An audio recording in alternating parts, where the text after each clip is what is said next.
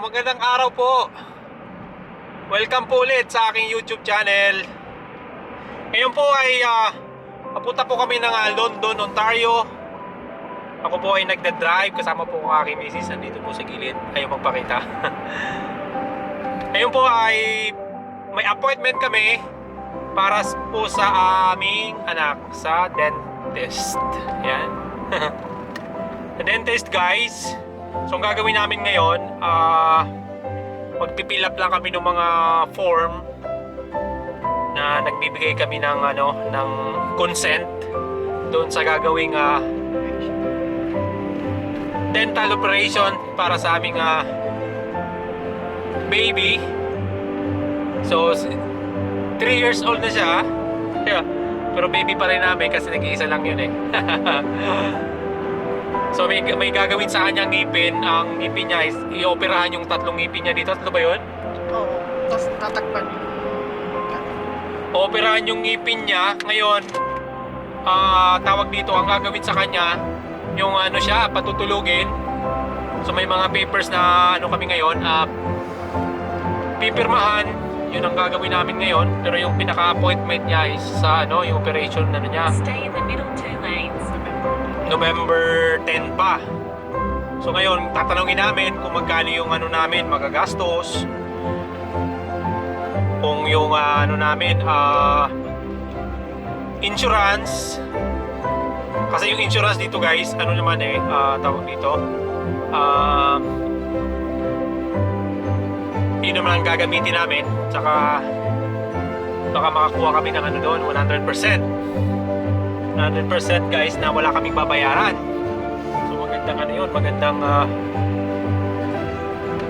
balita kung sakali. Pero titingnan pa namin. Yun ang pinunta namin dito. Medyo malapit na kami.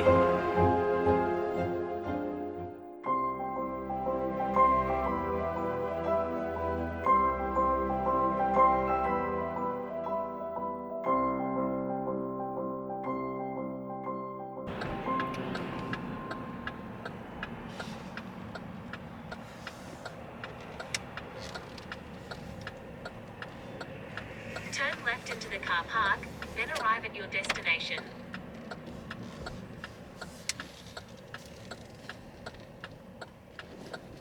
Arrived. Andito na po kami ngayon. Ayan, baba na po kami sa sasakyan. So parang ako po yung ako po yung kinakabahan. Kinakabahan po ako sa babayaran, parang ganun po ang mangyayari. Pero sana po ma-covered po lahat ng namin ng insurance para po wala kaming bayaran. Sana 100%. So yung insurance po yun po yung benefits mo pagka once na PR ka na po, ay yun po yung binibigay ng company. So dito na po kami ngayon. Ha? Pagpipilas lang naman tayo.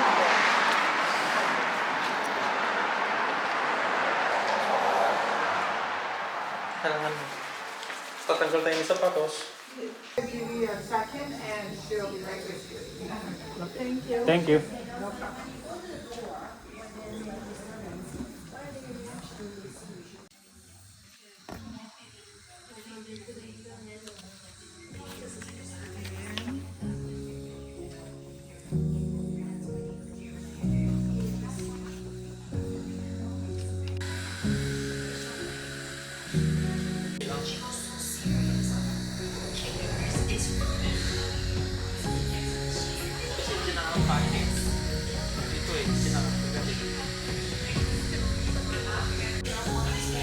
So guys, ngayon nagpipill up na kami ng form.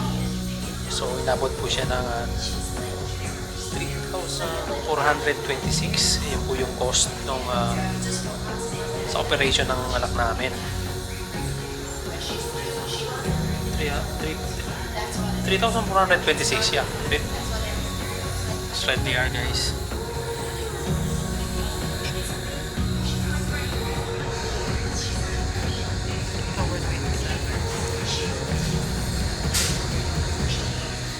So, may deposit na magde-deposit kami ng 1,199. Tapos yung bayad, magbibigay po kami ng ano, ng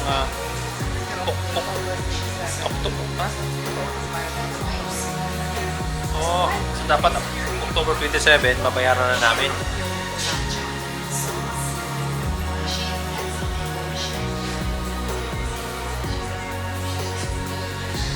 Medyo mahal po yung inabot ng cost.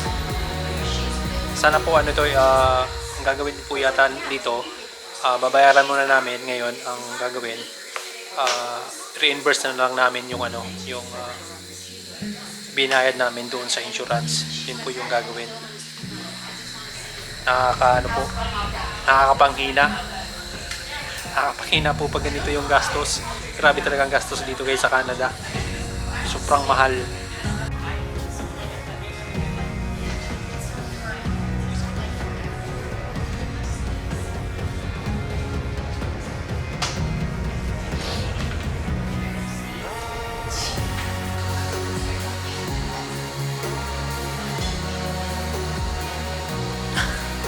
Kasi yung anak namin guys, nandito, nasira yung dito niya eh.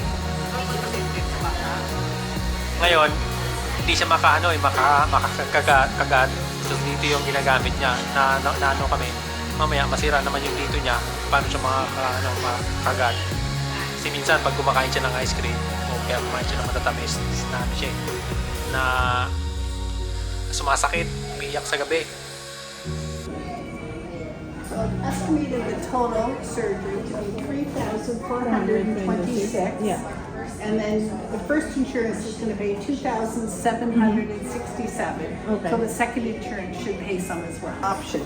So you have two options. You can either pay the full amount, Okay. or you can pay the deposit. So if you pay the deposit, the day of the surgery, I'll send it off to the insurance company payable to Dr. Payton, and whatever they pay above and beyond, we would reimburse you for it. Okay.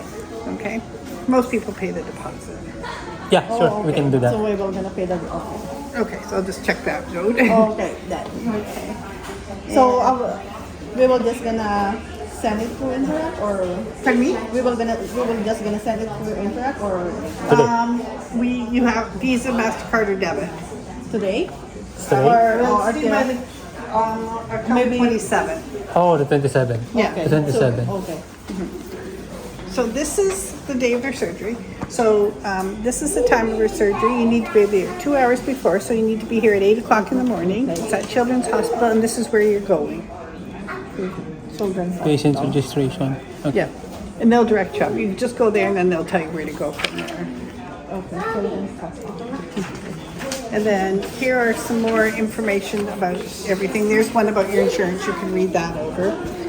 There's the estimate I sent to Okay. the insurance, and then the secondary one is right here.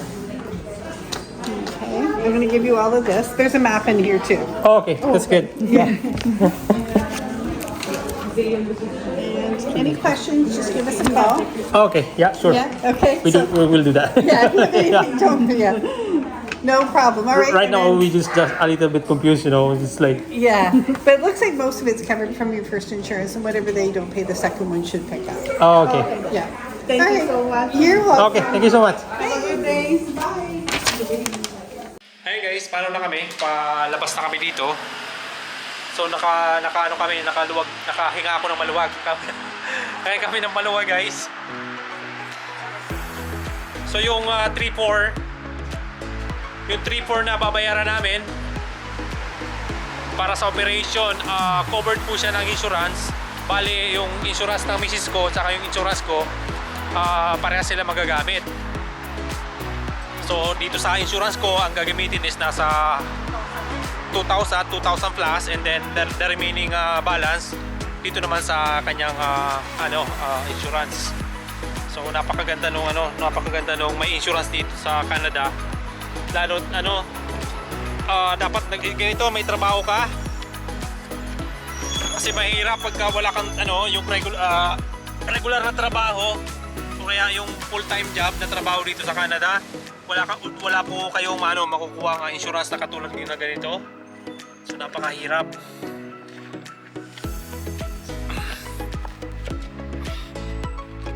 So yung operation ng anak namin is sa November 10. November 10, 10 a.m. Diba? 10 a.m. So doon pa yung gaganapin sa ano, sa Children's Hospital. Pero kawawa yung baby kasi hindi siya makakakain pag ano, iyak na iyak yun. So, after na kapag nawala na yun. Ano, sabi mo? Eh, di ba yung sa babayaran? Hindi pa natin nilagay. Ano ulit? Pinicture lang siya yung babayaran. Oo, yeah. Nagdano ko dito ng pangalan ko. Ito yung pinicturean no, wala pa. Pinicturean ko muna, di ba? Tapos inano ko nito. Kaso dito wala. Wala yung, kasi ikakaltas na nila yan sa account mo eh. Pinirama ko na kanina eh. Ayan guys, kanina napirmahan. So yan po ang ano namin, pinunta ngayon dito sa ano na to, dito sa dental na to. Pero sa ano pa naman? Pero po sa ano pa yung ano pinaka ano talaga, pinaka surgery niya. Sa hospital. So kawawa, parang kung ako yung na ano eh. Okay, kasi hindi makakain yung anak ng ano, agad. Tsaka pag nawala na yung, mas masakit yan pag nawala yung anesthesia na niya. Ayan. Ayan guys, so magdadrive na muna po kami ulit. Pupunta lang kami dito sa mall na malapit. Maglalakad-lakad lang muna kami. Ayan po, maraming salamat po sa ano po, panonood nyo sa aming video. At ingat po kayo lagi. And don't forget guys to subscribe my YouTube channel. Bye! Update ko na lang sila sa... And then update ko kayo guys sa sunod kong video sa part 2 ng operation ng aking anak. Thank you so much! Bye!